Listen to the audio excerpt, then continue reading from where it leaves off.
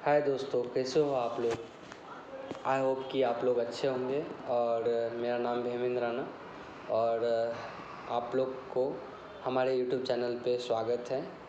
और आप लोग से हमें विनती है कि वीडियो में जानकारी अच्छी लगे तो आप हमारे वीडियो को प्लीज़ लाइक, शेयर और सब्सक्राइब ज़रूर कीजिएगा। दोस्तों, आज हम जानेंगे प्रोन वेंटिलेशन के बारे में, प्रोन वेंटिलेटर के बारे में। ठीक है, एक तो वेंटिलेटर का नाम सब सुने हैं, है ना। आज हम प्रोन वेंटिलेटर के बारे में जानेंगे और वेंटिलेटर के भी बारे में जानेंगे, दोनों में अंतर क्या है और कौन सही है कौन गलत है ना। दोस्तों, इन दोनों के बीच में अंतर और इनके दोनों के बारे में जानने से पहले अपन कुछ उदाहरण ले लेते हैं। जब 1990 के आसपास में, मतलब 2000 के आसपास में, 2000 से पहले बाइक में पेट्रोल ख़त्म हो जाती थी, किसी स्कूटी में पेट्रोल ख़त्म हो जाती थी, तो हम क्या करते थे, पैदल वो गाड़ी को चला कर ले जाते थे या किसी में बांध कर, किसी गाड़ी में बांध करके धक्का लगा करके किसी तरह से पेट्रोल पंप तक जाते थे या आने तक घर तक जाते थे। फिर वहाँ पर पेट्रोल डलाते थे और फिर गाड़ी चलना शुरू हो जाता था। फिर कुछ समय के बाद क्या हुआ कि गाड़ी को किसी वाहन में लाद करके, है ना, पेट्रोल पंप तक या अपने घर तक ले जाने का काम शुरू हुआ। और इसमें क्या हुआ कि जो गाड़ी ले जाने के काम करते थे उनको अपन पैसे देते थे और फिर वो गाड़ी अपना पेट्रोल पंप तक या नहीं तो घर तक पहुंचाते थे। इसमें अपन को पैसे देना पड़ता था।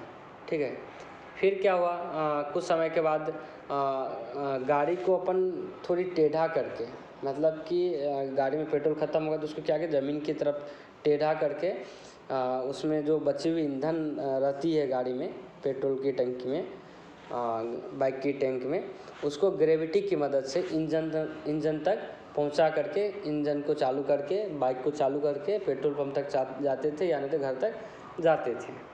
तो हम आज जो है इसी टेक्निक के बारे में, ग्रेविटी के टेक्निक के बारे में जानेंगे। दोस्तों, आपको भी पता है और सबको पता है कि WHO ने कोरोना काल में उसका क्या प्रोटोकॉल था कि वेंटिलेटर की कितनी धूम मची हुई थी कि यदि किसी को सांस की, मतलब कोरोना में तो सांस की प्रॉब्लम हो रही थी, नॉर्मल उसी कारण से मर रहा था, सांस की प्रॉब्लम होती है, फिर डेथ होती है ना। तो वहाँ क्या किया जाता था कि ऑक्सीजन लेवल कम हुई तो फिर वेंटिलेटर पर डाल दिया जाता था। और मैं आपको जानकारी के लिए बता दूं दोस्तों कि वेंटिलेटर मौत का एक दूसरा नाम दिया जाता है इसका।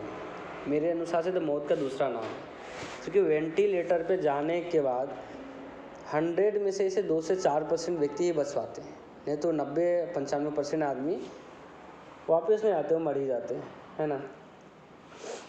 वहाँ पर क्या होता था कि SpO2 मतलब ऑक्सीजन सेचुरेशन का स्तर, मतलब SpO2 की लेवल 40% के आसपास में हो जाते थे तो फिर वहाँ पर वेंटिलेटर पर डाल दिया जाता था और हमें गुरुत्वाकर्षण मतलब प्रोन वेंटिलेटर से वंचित हो जाते थे, ग्रेविटी के मदद से वंचित रह जाते थे। तो हम क्या करेंगे दोस्तों, कभी भी जब लगे अपन को ऑक्सीजन की कमी हो रही है शरीर में, वेंटिलेटर की आवश्यकता पड़ने वाली है, तो उस टाइम में क्या करना है अपन को, पेट की बल में, मतलब कि पेट जो है ज़मीन की तरफ होना चाहिए। आप बेड पे भी लेट सकते हो, किसी ज़मीन पे भी लेट सकते हो, जैसी आपको जगह मिले उस टाइम में वहाँ पर लेट करके पेट के बल में लेट जाना है।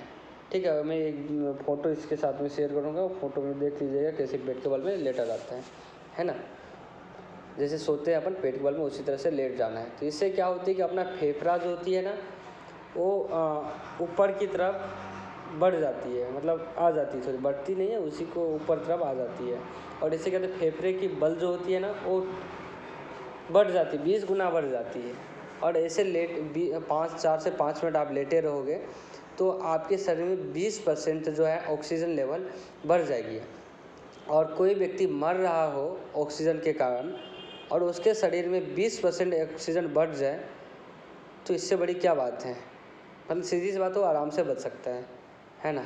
और इस टेक्निक में अपन को, मतलब इस प्रोन वेंटिलेशन के टेक्निक में ना 1 रुपये खर्चा है, ना किसी चीज़ की आवश्यकता पड़ेगी, ना कोई मशीन की, ना कहीं जाने की जरूरत, ये आप कहीं भी कर सकते हो।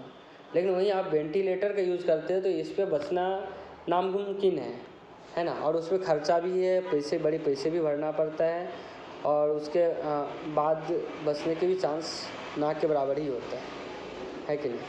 और यदि कोई वापस आ भी जाते हैं तो उनको उस व्यक्ति के शरीर को आदत बन जाती है उस वेंटिलेटर से ऑक्सीजन लेने की, और थोड़ी बहुत ही जल्दी वो मर भी जाते हैं।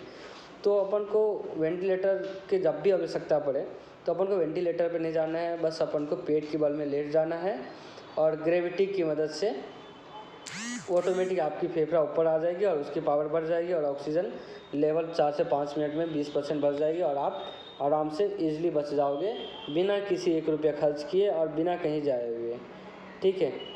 और उसके बाद जब शरीर नॉर्मल हो जाए तो हमें DIP डाइट का फॉलो करना है। DIP डाइट के लिए मैं अलग से एक वीडियो बनाऊंगा और उससे पहले मैं इस वीडियो में भी जानकारी दे देता हूँ। DIP डाइट में क्या होता है कि इसमें फल फ्रूट्स का जो सेवन होता है ना, वो अपन को बढ़ाना होता है। जैसे कि मॉर्निंग में जब भी सोकर उठते हैं तो गर्म पानी पी लो आप 1-1.5 गिलास, और उसके बाद कोई भी फल फ्रूट्स खा लो, और फिर इस तरह से मतलब दिन में 2-3 बार खाना पड़ता है। और इसके मतलब बारे में DIP डाइट के बारे में विस्तार से एक वीडियो हम ज़रूर बनाएंगे।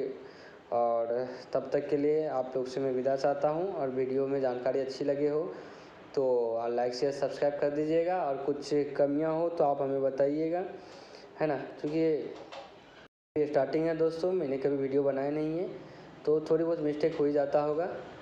Thank you.